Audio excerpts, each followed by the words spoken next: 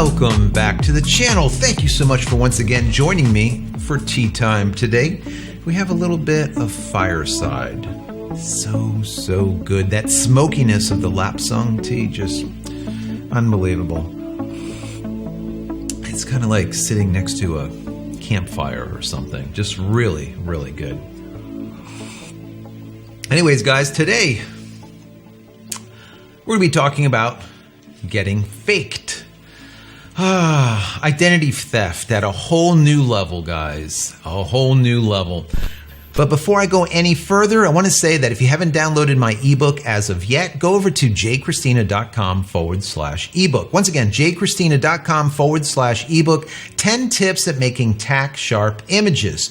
Get it. It's free, and free is a good price. Once again, JCristina.com/ebook. There's something there for pros, pro-ams, as well as amateurs. Also, if you haven't subscribed to the channel as of yet, why the hell not? There's a lot of good content here. I'm working at it every day, guys. Every day. There's like 450, 500 videos, something like that. As of now, we're getting close to 30,000 subscribers. I can't even believe it. Thank you to all of you. Once again, subscribe and click the little bell icon over here so when I go live, you will be notified of it or when a new video comes out. Really amazing stuff going on. Yesterday's video. Do I still have my sunglasses on? Maybe I should leave them on for this video. Be perfect for this. I don't know. Anyways, take them off in a minute. In yesterday's video, we talked about MyHeritage and Deep Nostalgia AI and how this company, DID, gave them, I guess, the rights or the license to use this software that can basically bring back your ancestors. You can give them a photograph of your ancestor, whoever it is, a great-grandmother, a great-great-great-grandmother, whoever, and make them look alive again, even for a short period of time, a short clip. In the past, we've talked about Adobe's NeuroFilter, how it can make people look just different or young, just really warp reality as such, which is quite amazing. This computational stuff, computer-generated CGI type of stuff is just amazing, absolutely amazing. Then we talked about Hour One and how they can clone people. What does it mean to have an AI twin? Am I creepy or intriguing? Anyway, it's really nice to meet you guys. I will see you all in the Matrix. Or somewhere. And do what I'm doing right now, but I wouldn't be real. I can just type in exactly what I want my face to say, and since I'm just basically a talking head anyways, it would just speak to you, and that's basically it. And then we talked about Emma, IMMA, and she is a Japanese virtual girl, 100% virtual, but she has a following of, I think it was like 333,000 Instagram followers, which is amazing. And she's computer generated. She sells stuff. She wears stuff. People are like, oh, wow, look what she's wearing. I want to buy that. Really? Unbelievable. Unbelievable. Then, of course, we went into the MyHeritage from yesterday, which was amazing, bringing back our loved ones, the deceased, which is just unbelievable. I also showed you a site called This Person Does Not Exist, where you can see that every time you reload the site, it will generate a random fake person that has never existed, will never exist ever in the future, and there's basically no royalties to it because they're not real. And every time you hit refresh, you get someone else. Well, deepfake is probably the epitome of all of this. Now, deepfake can fake an entire person. Basically, it will wrap around a wire mesh around someone's face, and you can make them say whatever you want them to say. Now, what kind of stood out to me is in the last couple of days, there was a Tom Cruise TikTok that came out. Now, bear in mind, the TikTok is from @deep Tom Cruise. So you know immediately this is going to be a fake Tom Cruise anyways, so don't get your panties in the bunch, but people did. And the reason they did is because it looks so unbelievably real. So let me roll this so you can see it. What's up, TikTok? You guys cool if I play some sports?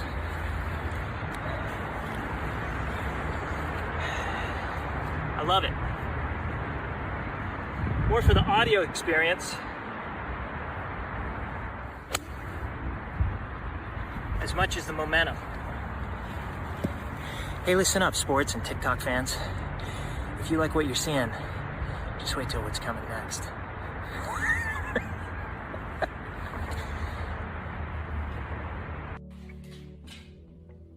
I'm gonna show you some magic. It's the real thing. I mean, it's all the real thing. That's why. Oh. It's, it's a little embarrassing, you know, it reminds me, it was once in Russia, I ran into Gorbachev. He said, you know, Mr. Movie Star, are you nervous? I said, no, Mr. Gorbachev, I'm not nervous, I don't. He goes, well, remember how much a polar bear weighs. I said, polar bear? He said, enough to break the ice.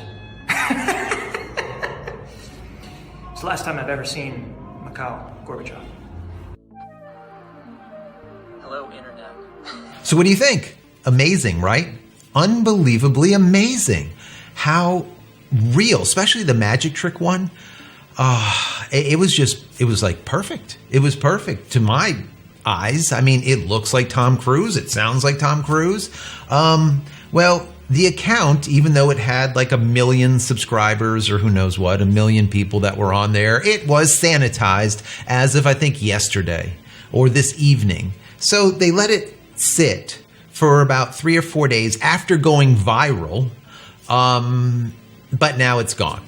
And the reason it is gone is because there were some government officials that are saying, you know, this is a little bit much now. It's getting a little bit hard to tell what is real, what is not.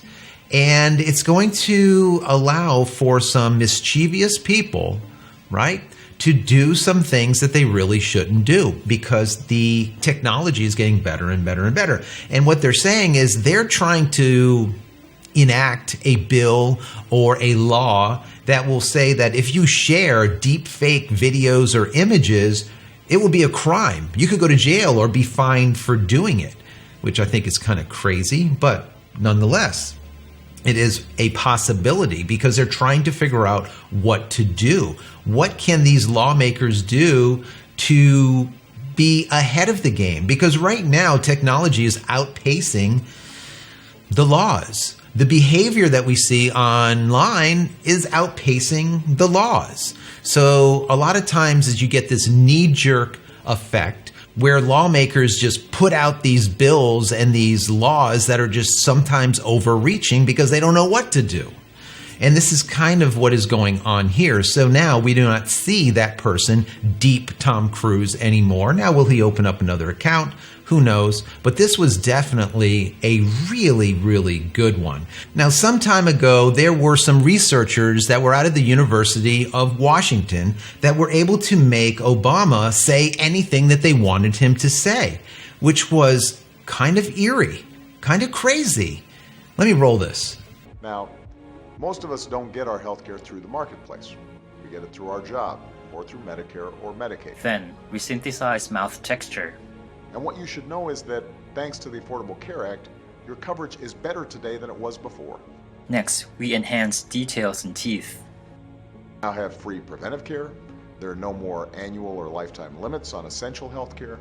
Finally, we blend the mouth texture onto a retimed target video and match the pose. Women can get free checkups, and you can't get charged more just for being a woman.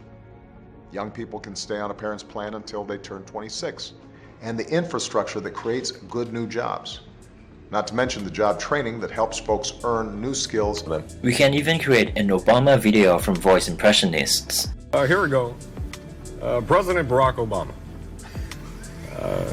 When you're giving a speech, make sure you use a lot of pauses and speak in a So that's pretty impressive in my eyes. I mean, it looks really quite good, and you can see how they do it. This isn't rocket science. It's just what's happening is the computer power is just simply getting more and more and more. So it's going to be easier to create these things and do them quickly. Like I was telling you yesterday with that MyHeritage thing where you were bringing back the dead, so to speak. It was happening in 10 to 20 seconds. They were able to create these videos. Let me take these sunglasses off.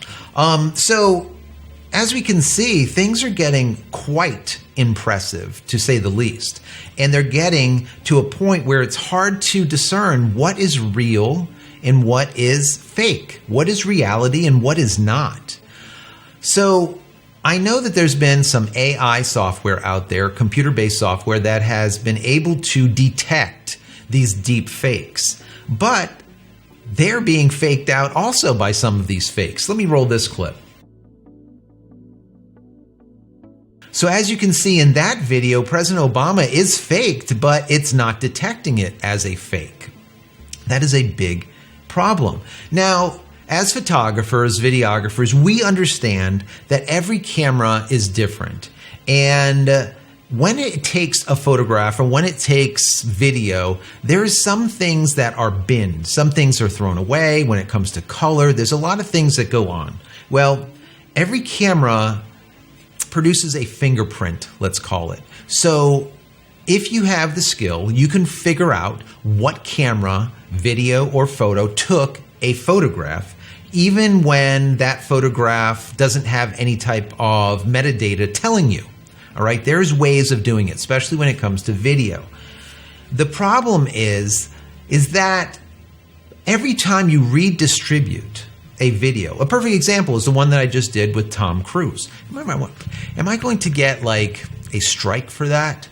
Like, I don't know, playing a fake of a copy of a copy of a Tom Cruise lookalike that really wasn't?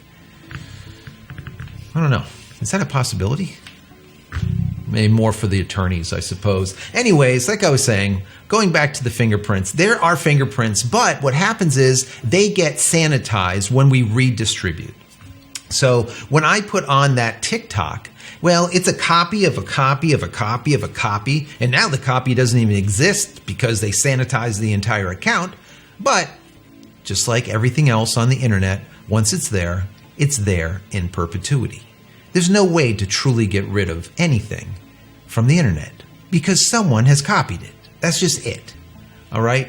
So by sanitation, let's call it, by redistribution over and over and over, you're losing data.